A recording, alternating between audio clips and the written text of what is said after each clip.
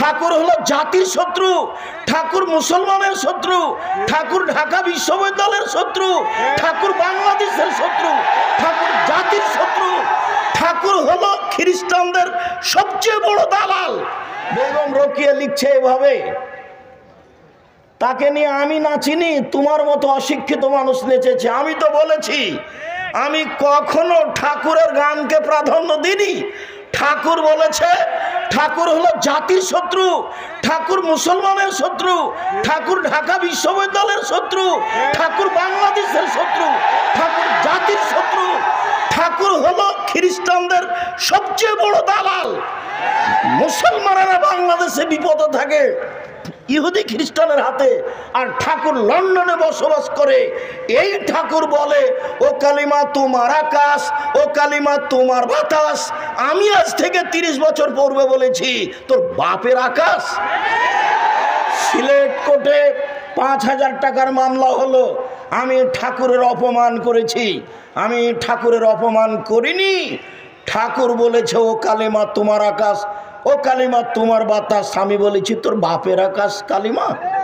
মুসলমানের বাচ্চারা অশিক্ষিত, ও প্রাধান্য দিতে পারে ঠিক ঠাকুরকে, তার গানকে প্রাধান্য দিতে পারে।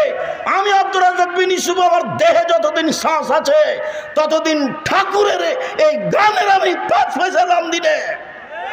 ও ডেনে যে পেশাব পায়খানা পড়ে আছে তার সামান্য দাম ঠাকুরের গানের আমার কাছে নাই। ঠাকুরের গোটা দেহটাই মুশরিক। ঠাকুর নিজের হিন্দু, ঠাকুরের কলম হিন্দু, ঠাকুরের কর্ম হিন্দু, ঠাকুরের জাতি হিন্দু, ঠাকুরের গান হিন্দু।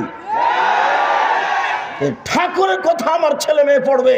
1971 সাল থেকে বাংলাদেশে আজ পর্যন্ত কোনো শিক্ষিত মানুষ শিক্ষামন্ত্রী হয়েছে এটা আমার জানা নাই। আমি দীর্ঘদিন থেকে বলে আসছি খ্রিস্টানের দালাল ঠাকুর, সেই ঠাকুরের গান আমার ছেলে মেয়ে পড়বে এটা আমি কোনোদিন গ্রহণ করিনি। জাতির যদি রাস্তাঘাট করে দিতে না পারি, জাতির যদি স্কুল কলেজ করে দিতে না পারি, জাতিকে চূড়ান্ত সঠিক ধর্ম দিতে পারবো ইনশাআল্লাহ। ধর্মের ব্যাপারে জাতিকে ফাঁকি দিয়ে পরকাল হারাতে রাজি নই। এইভাবে দিন কাটাতে আমি আব্দুর রাজ্জাক বিন ইউসুফ প্রস্তুত নই। সঠিকটাই জাতির কাছে পেশ করার চেষ্টা করব ইনশাআল্লাহ। মরা বাঁচা আল্লাহর হাতে। বলছিলাম সম্মানিত দিনী ভাই বোন, ইহুদি মুসলমানদের দাম দেয়নি, খ্রিস্টান দেয়নি, হিন্দু দেয়নি। ইসলাম আসার পূর্বের নাম হচ্ছে জাহেলিয়াতের যুগ। জাহেলিয়াতের যুগে মেয়েদের দাম দেওয়া হয়নি। জাহেলিয়াতের যুগে, বন্যতার যুগে, বর্বরতার যুগে দাম দেওয়া তো হয়নি। সেই যুগে মেয়েদেরকে মাটিতে পুঁতে দেওয়া হতো। মুসা আলাইহিস সালাম যখন ফেরাউনের কাছে গেলেন, গিয়েই মুসা আলাইহিস সালাম ফেরাউনকে বললেন যে বানি ইসরায়েলকে ছেড়ে দেন, স্বাধীনতার দরকার আছে, স্বাধীনভাবে বসবাস করতে চাই। আপনি আমাদেরকে দাস দাসী করে রেখেছেন, আমার বংশের লোকেরা আপনার বাড়ির দাস, আর আমার বংশের মহিলারা আপনার বাড়ির দাসী। আপনি তাদের সাথে জেনা করে সময় করে তাদেরকে আপনি এইভাবে রাখেন যুগ যুগ ধরে। আপনার বয়সী 1500 বছর। তো আমি এসেছি, আপনি বানি ইসরায়েলকে ছেড়ে দেন। আরসেল মানা বানি ইসরাইলা, বানি ইসরায়েলকে আমাদের সাথে ছেড়ে দেন, আপনার অধীনে দাস দাসী হিসেবে রাখতে চায় না। লম্বা বক্তব্যের এক পর্যায়ে মুসা আলাইহিস সালাম যখন এই কথা বললেন, আলা ফেরাউন বলল, আলাম নুরাব্বিকা ফিনা ওয়ালিদা, কি ব্যাপার, তোমাকে আমি শিশুকালে বহুদিন লালন পালন করিনি?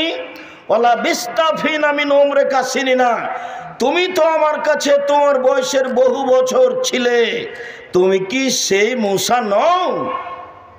অফালতা ফালাতাকা আল্লাতি ফালতা, তুমি যা করেছ, তুমি তোমার কর্ম করেছ। এক থাপ্পড়ে তুমি মানুষ মেরেছ। আনতা মিনাল কাফিরিন, তুমি বড় অকৃতজ্ঞ। ফেরাউন মুসার সামনে ঘোষণা দিল। যখন মুসা আলাইহিস সালাম বললেন দাস হয়ে থাকতে রাজি নই,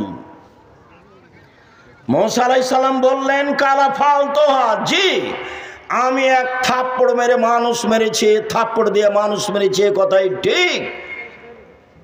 এদান ওয়ানা মিনাল দাল্লিন, তখন আমি ভুল পথে ছিলাম। ফারারতু মিনকুম, আমি তোমার ভয়ে পালিয়ে গেছি।